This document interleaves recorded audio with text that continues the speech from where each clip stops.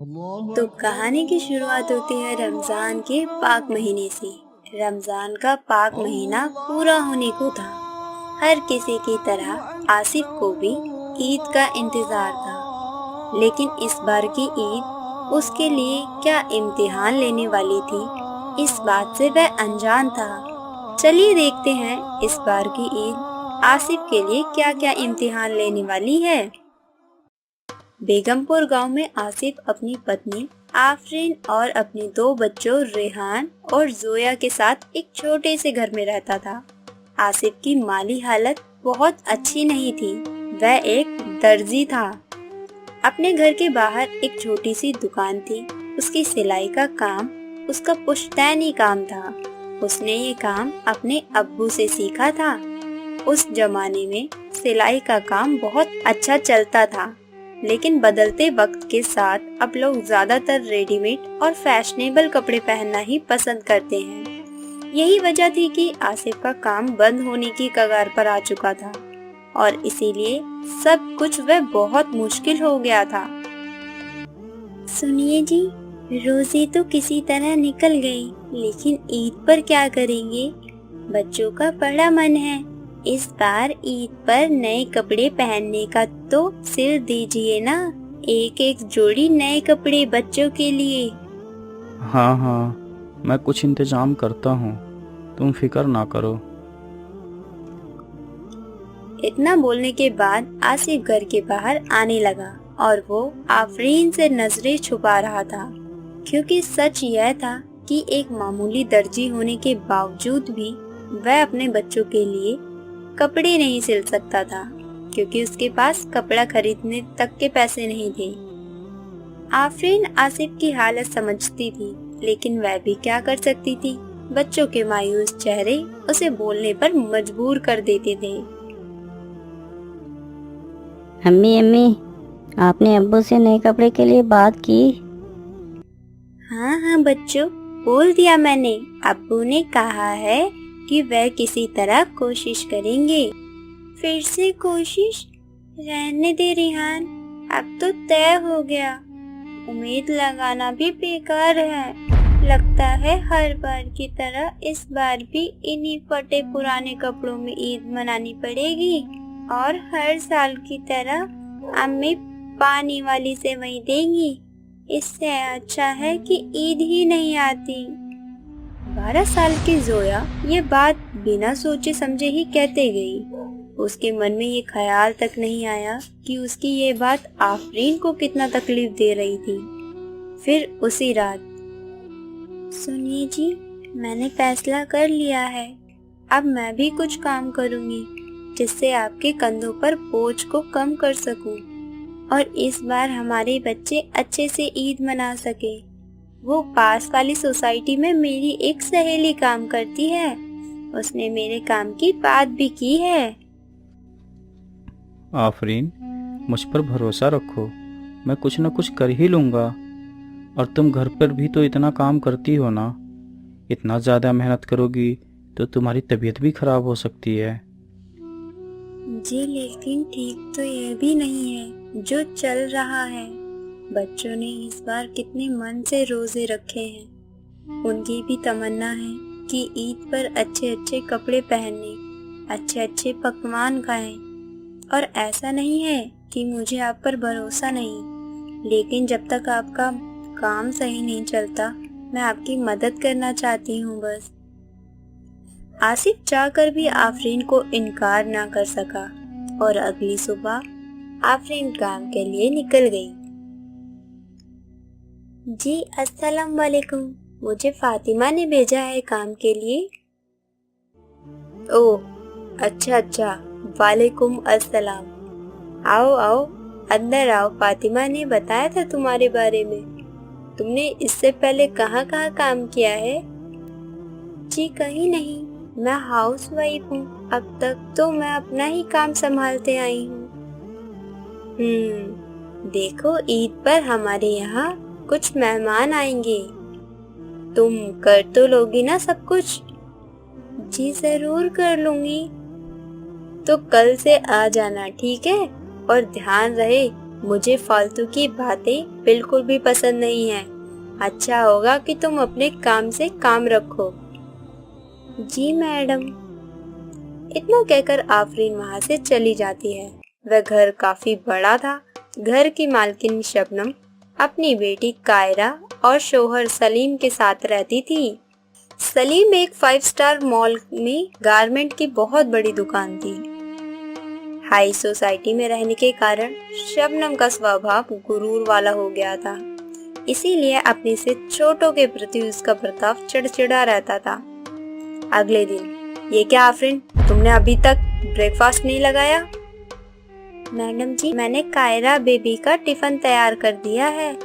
और आपका तो रोजा होगा ना?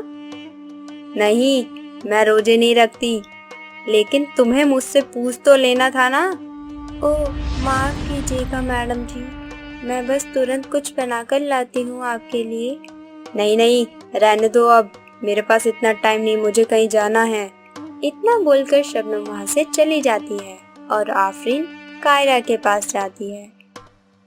कायरा बेबी, जल्दी करिए, आपके स्कूल का टाइम हो गया है। स्कूल बस आती ही होगी। आंटी आंटी, मेरे स्कूल जाने का बिल्कुल मन नहीं है। ऐसा मत कहिए, आपकी अम्मी गुस्सा करेंगी। जाइए, अभी स्कूल यूनिफॉर्म पहन लीजिए।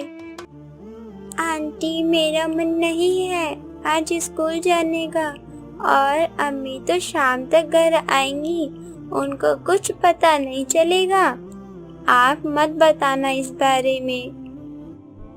नहीं नहीं कायरा बेबी, ये तो गलत है ना, ऐसा नहीं करते बेबी। जाइए, आप स्कूल यूनिफॉर्म पहन लीजिए। आफरीन के काफी समझाने के बाद कायरा स्कूल जाने के लिए मान गई। फिर शाम के वक्त, मैडम जी, वह कुछ बात करनी थी आपसे। हाँ बोलो। मैडम जी, आपको तो पता होगा वह परसों ईद है ना? अरे हाँ हाँ, मुझे याद आया, बहुत सारी तैयारियां करनी होंगी, पार्टीज में मेहमान भी आएंगे। ऐसा करो, बैठो, मैं बताती हूँ क्या क्या बनाना है। शबनम ने जानने की कोशिश तक न की कि आखिर आफरीन क्या कहना चाहती है, और आफरीन चुपचाप बैठकर शबनम की बात सुनने लगी। फिर कुछ देर बाद, इतना सब ठीक रहेगा, पर याद रहे आफरीन, खाने में कोई कमी नहीं होनी चाहिए। जी मैडम, एक गुजारिश है, आप पूरी कर दो तो कुछ मेहरबानी होगी। हाँ बोलो। मैडम जी, वो मेरे बच्चे इस ईद पर। आफरीन बात पूरी कर पाती कि शबनम के फोन पर किसी का कॉल आ जाता है और वह बात करते हुए बाहर की ओर चली जाती है। यह देखकर आफरीन काफी दुखी हो गई। तभी वहाँ पर कायरा आती है और आफरीन को दुखी देखकर कहने लगती है, क्या हुआ आंटी, आप इतनी सैड क्यों हो? कोई बात है क्या? कुछ नहीं बेबी जी, आप चलिए, मैं आपके लिए खाना लगा देती हूँ। नहीं नहीं आंटी, पहले आप बताइए, आप सैड क्यों हैं? सुबह मैंने आपकी बात मानी थी ना, अब आपको भी मेरी बात माननी पड़ेगी।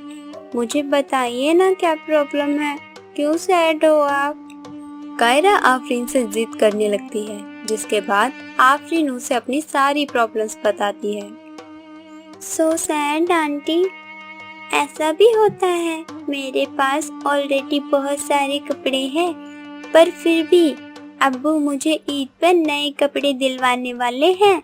आंटी, आप बिल्कुल परेशान न होइए, मैं अपने अब्बू से कहकर आपके बच्चों के लिए नए नए कपड़े दिलवा दूंगी।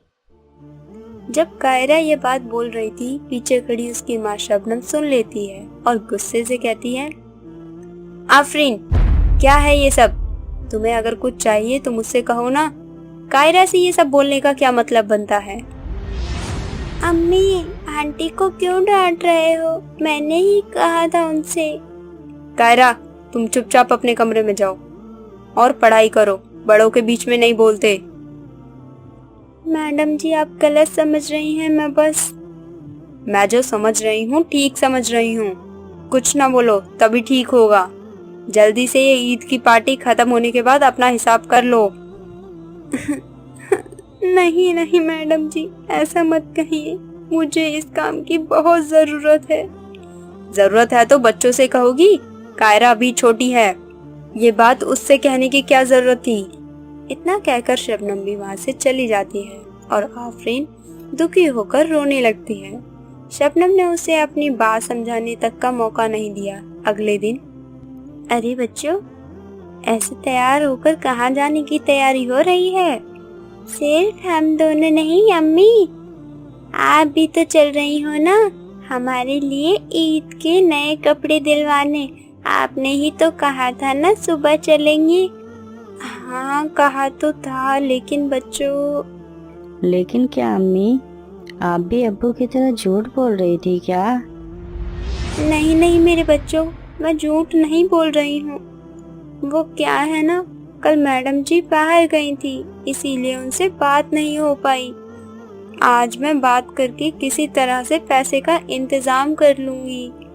आफरीन किसी तरह उस समय बच्चों को मना लेती है, लेकिन वह खुद ही नहीं जानती थी कि वो आज क्या करेगी। अगले दिन शबनम के घर ईद की तैयारियां चल रही थी और आफरीन तैयारियों में लगी थी। तभी शबनम वहां आती है और कहती है, आफरीन, तुमने कायरा को देखा है क्या? बहुत देर हो गई, ना जाने कहाँ चली गई है। नहीं मैडम जी, मैंने तो नहीं देखा। देखो आफरीन, सच सच बताओ, कहाँ है मेरी कायरा? मैडम जी, सच में मुझे नहीं पता कायरा बेबी कहाँ गई, मैं नहीं जानती। शबनम को शक हो रहा था कि आफरीन ने कायरा को गायब किया है। वो पुलिस को कॉल करने लगी कि तभी कायरा हाथों में बैग लिए वहां आती है। उसके हाथों में जो बैग थे उसमें नए नए कपड़े थे, जिसको देते हुए कायरा कहती है, आंटी ये लीजिए, मैंने अपने पॉकेट मनी में से कुछ पैसे इकट्ठा करके आपके बच्चों के लिए ये नए कपड़े लाई हूँ, ये लीजिए। कायरा, क्या है ये सब? तुमसे ये सब लाने को किसने कहा? आफरीन ने कहा क्या? नहीं नहीं अम्मी, आंटी ने मुझसे ये कपड़े लाने को नहीं कहा। अम्मी, आप ही ने तो सिखाया है ना, जितना हो सके अपनों से जरूरतमंदों की मदद करनी चाहिए, हमें दूसरों की ईद मुबारक करनी चाहिए, तभी तो अल्लाह हमारी फरियाद सुनेंगे। अम्मी, आंटी के बच्चों के पास ईद पर पहनने के लिए नए कपड़े नहीं हैं। अगर मैं उन्हें ये नए कपड़े दे दूं तो इसमें गलत क्या है? यह सब सुनकर शबनम को अपनी गलती का एहसास हुआ और उसको अपने वही दिन याद आ गए जिस समय वह बहुत ही ज्यादा गरीब थी। उसने कायरा से कपड़े लेकर आफरीन को दे दिए। उसके बाद शबनम ने आफरीन के बच्चों को नए नए कपड़े तो दिए ही, साथ ही आसिफ को अपनी दुकान पर काम भी दिलवा दिया और इस तरह शबनम और आफरीन की ईद मुबारक हुई। दोस्तों, यह कहानी आपको कैसी लगी? अपना सुझाव जरूर दें और इसी तरह की मजेदार कहानियां सुनने और देखने के लिए हमारे चैनल को फ्री में सब्सक्राइब करें, जिससे आपको अगली कहानी का नोटिफिकेशन मिल सके।